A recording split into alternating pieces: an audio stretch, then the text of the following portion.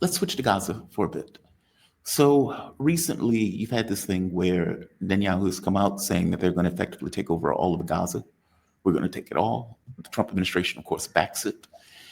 Give me your take on these European leaders that, after like 2 years, have come out. So Australia, New Zealand, England, I believe France, have come out saying we believe in a Palestinian state and we're going to support a Palestinian state.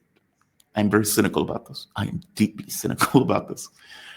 Give me your take on it, though. How do you view it? Do you view it as this is a win? Europeans who effectively backed, supported this genocide for the last 2 years are now feeling some kind of way because they're sick of seeing Israel shoot dangerous babies in the way that Israel records it. Give me your take on this. Does it matter? No, it doesn't matter. It's a delay tactic, wasting the attention of their own populations and a kind of a pressure valve diffuser because of how the streets in Europe and in North America are getting to an explosive point. And we already can see the violence building up, and because the states in those locations are not following the democratic will of their people.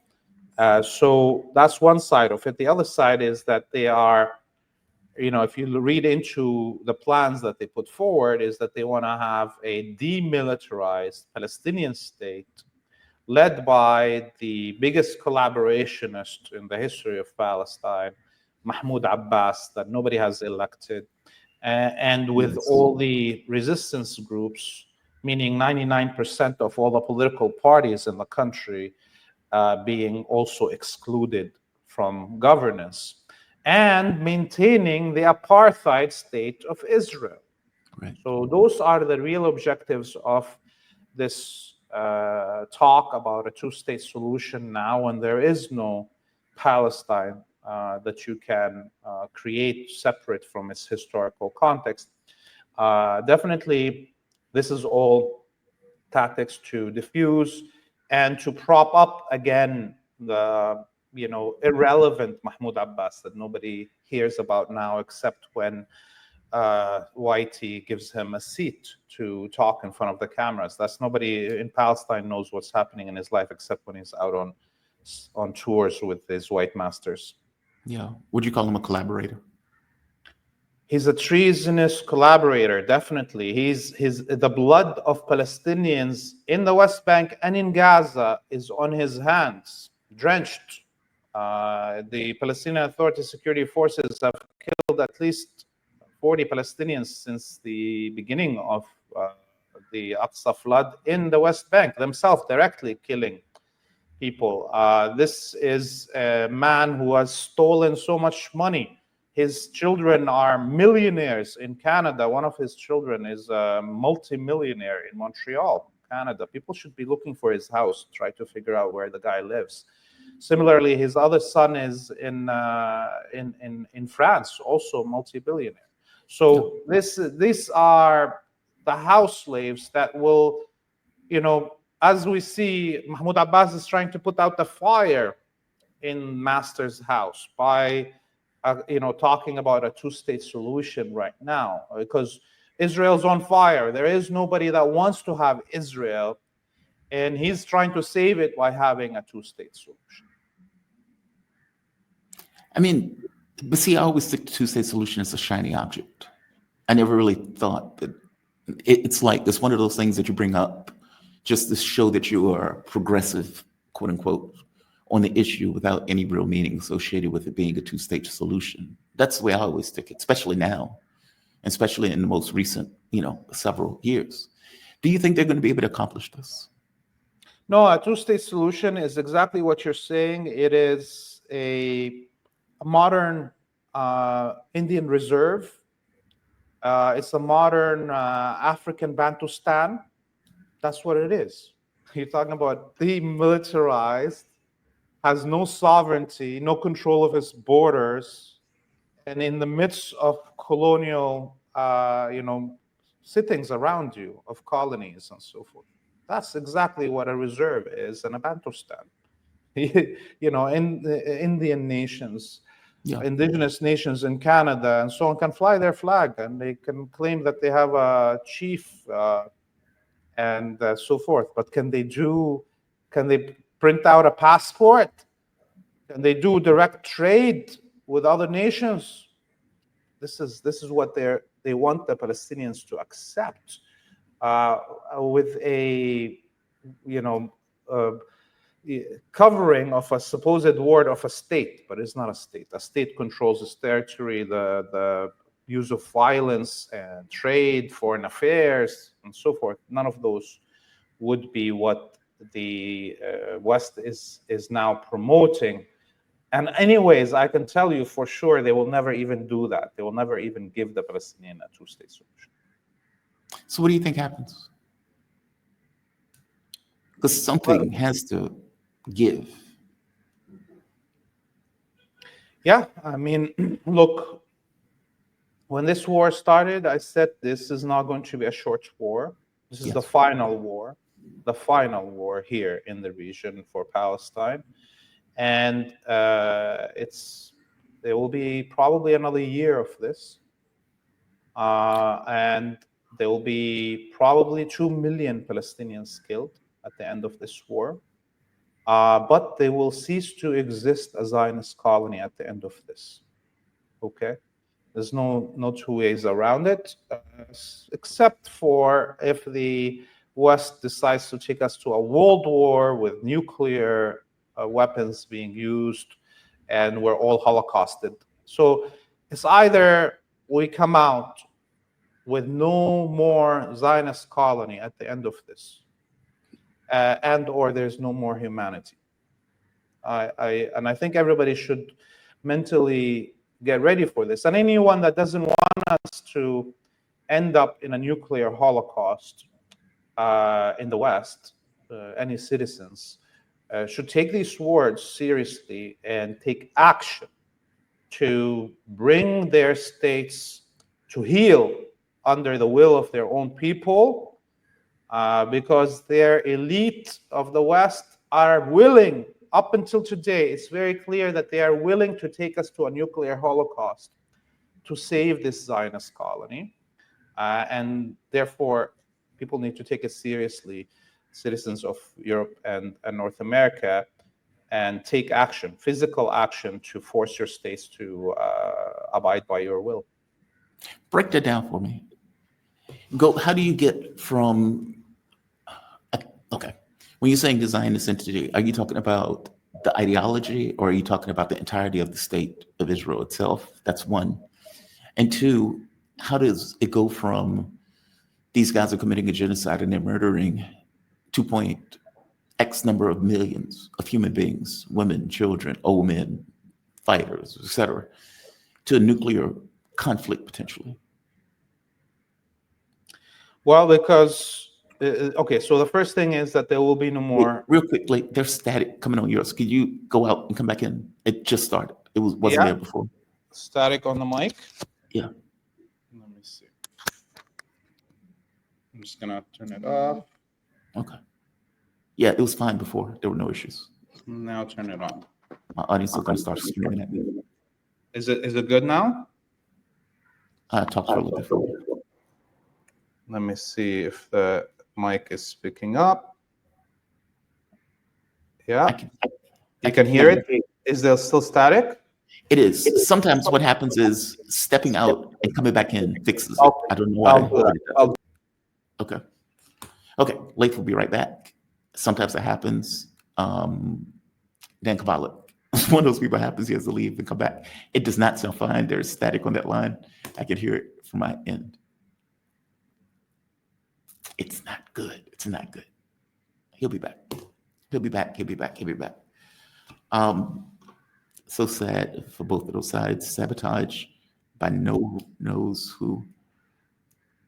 Okay, let me bring it back in. How is it now? Welcome back. Is it better now? They're saying it sounds fine, so let's go with it. They said we can hear him. This is no issues. Okay, yeah. Just to follow up with the question. Basically, when you said the Zionist entity, do you mean the entirety of Israel in and of itself evaporates, Or do you mean, and for the second part, do you mean, how do you get from that to nuclear war? Meaning if they continue the murder, continue the killings, et cetera, the rest of the world has effectively stood back and allowed them to do this with impunity. How do you get from that to nuclear war?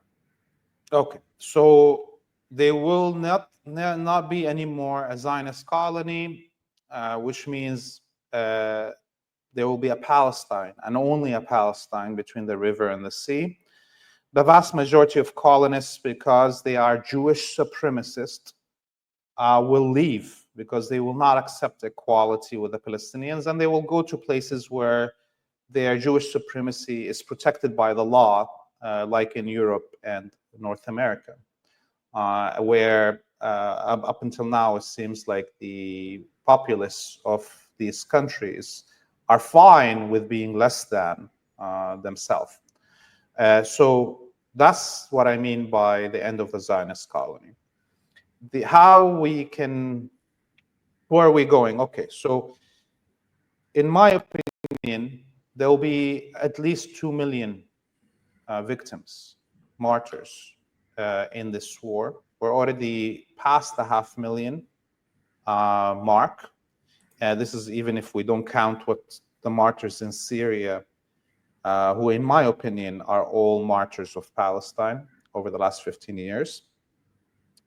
But as we can see right now, the whole world not only hates Zionism and Israel right now, the whole world is turning to hate to Jews. Okay? It's not something that I want, but this is the actual result of the inaction of the anti-Zionist Jews to risk their life to liberate their own religion, okay, or risk their life to stop the killing in their name. There's not one Jew on this planet in 100 somewhat years that has done that. So you can see already how normalized it is hate to Jews on X. I'm kind of surprised at how much it's gone right now.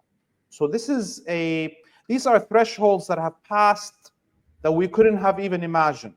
Okay, people couldn't have imagined hate for Israel or opposition to Zionism on a global scale to have reached this. I don't think anyone had ever thought that we will get to the point of, again, mass hate for Jews. Okay, so these are all clear signals that there is no return going back for the Zionist movement from this threshold. Okay, how are they gonna integrate in the mind of people in the West that Jews are the most, most moral military on the planet. Yeah. Most moral people in history, that they are the eternal victim of humanity since time immemorial. How are they going to do that? They need 2-3 generations of people forgetting this genocide and the crimes that were committed in the name of Zionists inside the United States against the citizens of the US and Europe and Canada, the oppression of the citizens themselves there. How? That's a 3-generation project. It's not going to happen easy. So there's no going back from this point, right? And this is why we see the Zionists and behind them the West getting more vicious, because, well, they realize there's no way they can win a propaganda war anymore. They cannot convince anybody that they are not committing genocide or that they are not the most vicious power that ever existed in human history, not the most moral people. So they're going even more vicious. Okay, like the killing of Anas al-Sharif and the 6 journalists before dawn this morning, right? I mean, I looked at, my feed was nonstop. Not people only mourning Anas al-Sharif and the 5 other journalists, but people literally calling for the killing of Western journalists. I have, looked at these Western journalists that have justified, for instance, today, the front page of Bild, the most read German newspaper, the headline is Israel kills Hamas operative. I mean, I tell you, I am sure there's somebody in Germany right now thinking of killing the editor-in-chief of Bild, and they would deserve it, right? So this is where the point is getting. It's getting to a point of explosion everywhere. So while, yes, the Palestinians are being massacred, genocided, and yes, the Zionists can kill anyone and everybody they want to in this region, their power globally is collapsing, and the amount of supply, money-wise, media cover, militarily, that the West can continue beyond this is clearly now, we can see on the horizon that they have reached the apex of what they can provide the Zionist colony. And from this point on, it's already, the retreat is beginning. Even this fake two-state solution, conferences and so forth, are already signals of the beginnings of collapse of an homogeneity of the elite in the West, and or what they think is the best path to keep those uppity sand niggers in their place, right? They are confused. They are conflicting on which way to keep those people in place. So it's beginning, and I think you know, the Zionist colony will be defeated if the battle stays this way. We saw how the Zionists attempted to bring in Iran into a war, and the United States, and that the United States and Israel were both defeated because they didn't cross the nuclear threshold. So the only way, from that point on, it was very clear, is that the only way that Israel can survive is with the use of nuclear weapons. Anything less than that is just a delay of the collapse of the Zionist colony, and it will collapse if they do not use nuclear weapons. And that's why I'm warning everybody right now to push their states so the Zionists don't throw us into a nuclear holocaust. You're making the assumption that they're going to attack Iran at a certain point, that they are not finished. At some point they're going to feel themselves again, drunk on baby's blood, and they're going to go after Iran another time for an assault. Yeah, but it's not only that, but look at what's happening in Gaza. In Gaza, they're going to invade right now Gaza City. They're beginning the invasion of Gaza City, but I tell you, they're not going to win, even in Gaza City. They're not going to be able to hold Gaza City. They're not going to be able to occupy Gaza City, and they will have huge losses if they try, and they are going to try, go by land into Gaza City, not just only bombard from air. And there will be huge losses. And if they try to do something here in Lebanon, which they will try, as we started here with the attempts of triggering a quote-unquote civil war, meaning local agents, it's not really a civil war, that are going to fight on behalf of Israel, and or Israel invades and the HTS invades, they will also be defeated. Okay, huge losses. There will be millions, hundreds of thousands of people killed, not millions, hundreds of thousands of people killed in Lebanon, but they will be defeated. All of these defeats against barefoot fighters in Gaza or in Yemen, and or what will happen here in Lebanon, keep on pushing the Zionists to choose the nuclear option, because they have nothing that they can defeat with the will of the sovereign peoples of Palestine, Lebanon, Yemen, and Iran. So, you know, they can't. Look at how long it took them to defeat Syria. Right. 15 years, non-stop war. They had to starve the people to their knees. They had to have every last person from the generations before that lived the glories of decolonization to have died and passed away, for a generation to be detached from all their history, and so forth. So there's no way to defeat Palestine and or to defeat Lebanon with less than what they did in Syria. 15 years of siege, blockade, bombardment, hordes from all around the world. And they barely could take Syria without Russia's collaboration in that. Okay? So this is not something that they can do easily, and this is only driving them crazier because they believe they can hold the hand of God and move it, and the hand of God is not moving like they want to. What do you make of this Abraham Accords? Do you think that this is, I mean, not to mention Azerbaijan becoming a part of this, meaning Azerbaijan seems to be becoming a part of this kind of Israel axis. Azerbaijan is inviting Israel to come over for some kind of religious ceremony, which is wild. And I don't quite know how this axis even formed. Yeah. Well, there's a few things there. One is the Khazara, which are the origin of all the East European Jews, the converts from Khazara, the kingdom, the Turkic kingdom, are from Azerbaijan, basically. Interesting. Okay? So originally, all these Turkic Jews that eventually called themselves Yiddish and lived in Eastern Europe are converts from that region, okay, and the Caucasus. And so you can see how the connections play out. The other thing is that everybody needs to know, and so we don't exaggerate the outcomes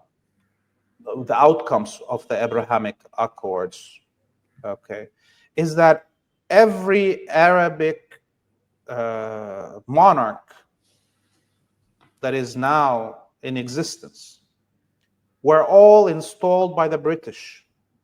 Right. They do not represent their people, and that they all collaborated with the Zionists, just like Nawaf Salam's grandfather. They all collaborated with the Zionists during World War I, after World War I, during World War II, and during every war against the Zionist colony since 1948 till now. The Saud family, the Thaniyan family, the Zayed family, the Hashemites, the King of Morocco, all of them collaborated against the Palestinian people at every stage, because they are all installed by the West, the British, and then maintained in power by the Americans. So what is the Abraham Accords gonna do more than they've already done? There was all this big surprise about, a Saudi ship was stopped by dock workers in Italy as it was taking Italian military vehicles to Israel. This was yesterday, this big story. Italian dock workers demonstrating. They found out that the Italian APCs are being put on a Saudi ship that's going to go deliver the APCs to the Israelis. Right. So why was everybody surprised? This has been happening since 1912. The Saud family have been in bed with the Zionists. And when I say in bed, it means the Zionists are giving them children to rape as pedophile kings. Okay, people should read actually the history of the Saud family. There's a very famous book that was written by a historian that lived inside the palace of Abdulaziz Saud, the founder of the kingdom. Had pictures even in this book of the king in his last days on a wheelchair with a boy standing beside him that gives him BJs whenever he requires, because he can't move. That is okay. grotesque. So this is the caliber of this leadership. They have the vast majority of probably weapons that killed the Arabs over the last 100 years were paid for by these monarchs. You know, the Gulf money, the oil money has paid for our oppression. So there's nothing that the Abraham Accords actually bring as a gain to the Zionists, because they have everything they need from these states. It's just, actually, it only harms these monarchs that are house slaves of the West to openly do this, because till today, the latest, I think, survey a few months ago of the Saudi populace, 99% are against the existence of Israel, not only against its crimes in Gaza. So what does these Abraham Accords add to Israel that it doesn't already have from these treacherous monarchs? You know, this explains something MBS told Trump once, where he made the point of saying, look, you're basically putting me in a position that is in complete opposition to my population, and my head can be taken. Effectively saying his leadership position is not as stable as it seems, given that the population is so against his support and backing of Israel. Because to your point, what does it look like when 99% of your population is against the state of Israel, and you are formally making a deal with the state of Israel back with the United States in doing so? That looks horrendous. That looks horrendous. And this is why there is a special British force that has been installed since the 1940s inside the palace in Saudi.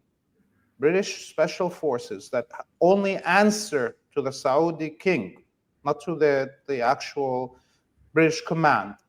And this is why not one Saudi is allowed to serve as in guards of the king's guards. It's all British soldiers. Okay. Really? Yeah. So this is how it is. This is the same also in Bahrain, in Qatar, in the UAE. All of them, there is units of special forces of the British that are the ones that are given the power to protect these royals, not even their own citizens. And I want to say one more thing here, is that there was also another piece of news that just came out a few hours ago, that stupid Zionists, but also, look, they do this on purpose sometimes. They released a video of an Israeli jet refueling on the way to bomb Yemen. And you can see from the video that they're flying over Saudi territory, not even over Saudi naval airspace. No, this is over Saudi kingdom itself, flying over Mecca almost. Okay, so the Saudis and the Emiratis have supplied Israel with its gas, oil, money, food, everything through this supply route from the UAE through Saudi to the Jordan to Israel throughout this war. What is let's be very clear that there is nothing that these house slaves can offer Israel that it didn't already take. Your point is Abraham Accords don't matter because they're already effectively de facto Abraham Accords. Exactly. And that's not going to change the opinion of the populace. And as long as there's one Palestinian left, they will be resisting. As long as there's one Arabic person that has pride in themselves, they will be resisting. As long as there's one Muslim all the way in Indonesia, even if they kill every Palestinian and every Arab, remember the Crusaders and killed every Syrian and Lebanese and Palestinian when they arrived. People don't want to remember this. They actually cannibalized whole cities, the Crusaders. 8 people for 3 days in Ma'arat al-Nu'man in Idlib. 3 days they were eating, cannibalizing children and women and so forth. There was nobody left in Palestine after they killed. There was rivers of blood in Jerusalem. Read the records by the priests. that walked with the Crusaders' armies and were ashamed at what they saw. Like this now, you know, at least in those times, by the way, some Crusader soldiers rebelled. There's more humanity in those Crusader soldiers that it seems like than the majority of Jews on the world today, that they don't have any self-respect to carry arms or respect to their own religion, that they don't want anybody to curse, to actually carry arms to liberate it from Zionism. But point is, what I'm trying to say to you is that they erased the existence of people in Lebanon, the coast of Syria and Palestine, the indigenous people, when the Crusaders came. And what happened? Other Arabs, other Muslims liberated it and repopulated it. That's as simple as it is. It doesn't matter. If there's one Arab left, they will fight back for this land. If there's one Muslim left, they will fight back for this land. And so it's a lost cause before we even know the ending of it. But I have to tell you, I was, there were two things. One, I was surprised that a genocide could take place. I've been disabused of that. Two, I was shocked that the Muslim world just watched. And what I mean by that is the Arab or the Muslim world. And maybe I shouldn't be surprised. I mean, even during the Holocaust, it wasn't like forces went in to liberate the Jews short of being in a war. But you have all of these quisling governments that will give lip service, and as you point out, still give weapons, arms, food, oil. Erdogan went so far as to call Netanyahu Hitler, still supplies him oil, still supported the overthrow of Syria. Like, meaning they give words, they don't give action. And I don't see this upswell to take military action against Israel on this. I mean, Jelani and his animals have attacked Muslims constantly. They don't attack Zionists, which again should be a bellwether for who they actually back and who they actually support. Has that surprised you at all, or you just looked at it as, well, these governments are in control, they're not allowing their populations to get involved? How do you reconcile that? Yeah. Or is it something that even need to be reconciled? Well, look, obviously there's a huge difference between the governments and the people. But it is disappointing to have 92 or 100 million people in Egypt, right on the border of Palestine. And other than that one brave soldier at the beginning of the genocide in Gaza who fired on Israeli soldiers and was martyred, the Egyptian soldier on the border there hasn't been any Egyptians that have taken risk to confront the collaboration of their government and or to try to breach the siege on Gaza. As the recently released George Abdullah, when he arrived here in Beirut, and the first thing he said is he called on the masses in Egypt. If 1 million Egyptians just reach the border with Gaza, the Holocaust will end. That is true. Now, let's contextualize it in what had happened prior to this genocide beginning.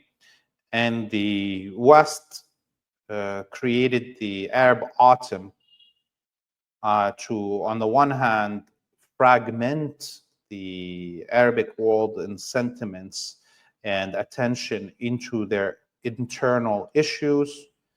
On the other, to kill everyone that had led any movement that is pan-identity, pan-Arab, pan-Muslim, pan-African. And we saw what they did with Gaddafi. We saw also, of course, what they did with the Ba'ath Party in Syria. And here we're not only talking about the leaderships of these movements, we're talking about the liquidation of whole bloodlines of anyone that came, that is a thinker, leader in any shape or form that projects those unificationist ideals. So we have now a generation that grew up after the collapse of all these nationalist projects and or unificationist projects, and have no connection to that history, and are now masses of leaves blowing in the wind with no roots. Okay, so pity the Arabic people for this. Okay, and this was the biggest ploy. Have you ever seen anything like the Arab Autumn being conducted anywhere else on such mass scale? No. So, you know, I sometimes I look at what they did to the Arabic peoples, and I'm like, I'm kind of shocked that there's still somebody like me talking. And it's not only me, obviously. There's hundreds of people like me still talking. This is an achievement that we haven't all, and till today, as we see people in Gaza and Lebanon and Yemen fighting on behalf of all of humanity. Yes. Right? So, yes, we have to look at those failings of the Arabic people, and I do not a lot of, you know, I'm maybe more punishing of my own people when I think of these things. But I understand what happened to the Libyan people, the most proud of the North African Arabic peoples that fought the Italian occupation and suffered the first concentration camps, and the pride that they had, and how they supplied all the liberation movements in Africa, and helped in the liberation of Ireland. And now, 15 years, nobody cares about them. They're living under gangs sent in by the West, and all their oil and gas is being looted. No, we don't even know how many Libyans still exist. Okay, this is how much the West did to us. And so I am amazed that there's still a spirit of resistance in the Arabic peoples, and anyone who's not an Arabic person, especially somebody from the West that is white, have no right to undermine the life in the Arabic people and their love for freedom. It's gonna come. You know, look at the Western populace. They had all their rights taken away in the last two years. Most of the Europeans have lost all their social services. The Canadians don't have any more healthcare. No. They're being humiliated by their own leadership, and nobody wants to take a risk for their own freedom. So can I then say all European peoples are just lost, and you know there's no life in them, and why don't they do? I can't. That is humiliating to the human spirit. Yeah. Right. So we have to, even with my anger sometimes, I do always return to, okay, what is the human condition that these people are living under? How is it you know, oppressing the will in these people to do something? And of course we can see the machinations of control by imperialism and colonialism always playing there. Look, I would tell you, ask a question with shame, not to diminish. It's the level of regret, the level of, I don't know, humiliation that my government does shit like this is over the moon at this point. I have watched my government knock over one country after the next in the Middle East. And we don't talk about it in those terms. Like, meaning we don't talk about Syria being overthrown as this is horrendous. Look at the ethnic cleansing. We triumph it in the newspapers. Oh, look at us doing this. This is freedom. This is liberation for Syria.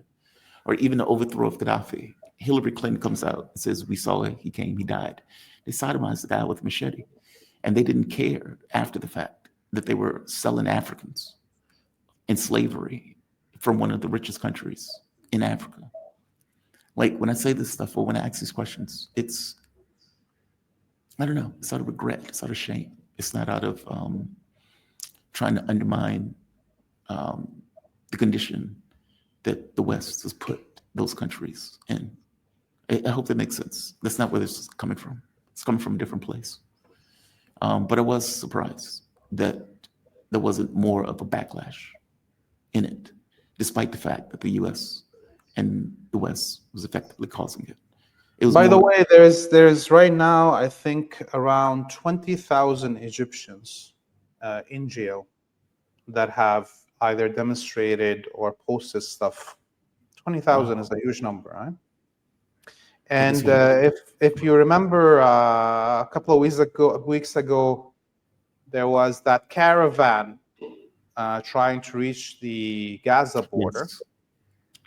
And there was two parts of it. There was people that came in by plane, and then there was the actual land caravan. They arrested them all. And what? They arrested them. The people on land, if I'm not mistaken. Yeah. So the people that reached by air, they surrounded them. Then they were getting ready to take these buses to Sinai or the Sinai Peninsula, and beat the hell out of them, and then deported all the dual citizens that have Western passports. But till today, it's now a month since then. All the Algerians, Tunisians, Moroccans, Libyans that were caught inside Egypt, their own governments don't give a damn about them, and they are languishing in Egyptian jails. And for sure they're getting tortured. And so this the same happened to the land component.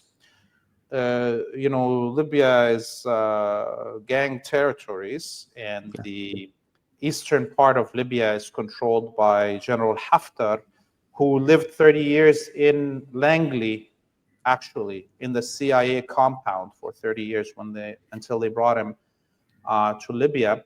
When that caravan reached the areas controlled by Haftar, his militias surrounded the caravan and kept them out in the open air for almost a week with no water, no food, boiling under the sun, beat the hell out of them, because these were all Arabic citizens from Tunisia, Libya, and Morocco, and Mauritania. So nobody gave a damn about them. They were lucky to be sent back, because they could have been just all killed right there and then, and nobody would have heard about them or cared about them. So you could see that people are still willing to take risks, okay? And with a little bit more organizing, better organizing, things could go to a different direction, okay? Laith, you were fantastic. Great breakdown, man. Thank you for this. Laith Marouf, he is an award-winning multimedia producer and media policy law consultant focused on issues of liberation, decolonialization from indigenous nations to Arab peoples, and building broadcasting capabilities to misrepresented and underrepresented communities around the world. You can find Laith on Free Palestine TV, and that's on Twitter, but you can also find him on freepalestine.video. Laith, oh, by the way, is there anywhere else that people can find you? I just want to make sure. No, I've been ethnically cleansed from the social media virtual reality 2 years ago, 3 years ago now, under orders from the Congress. So don't feel too bad. My job was taken too from the president, so I feel you on that one. Thank you, man. You be safe, okay? See you soon, Jamal. Have a good one, man. All right. Laith Marouf, shout out to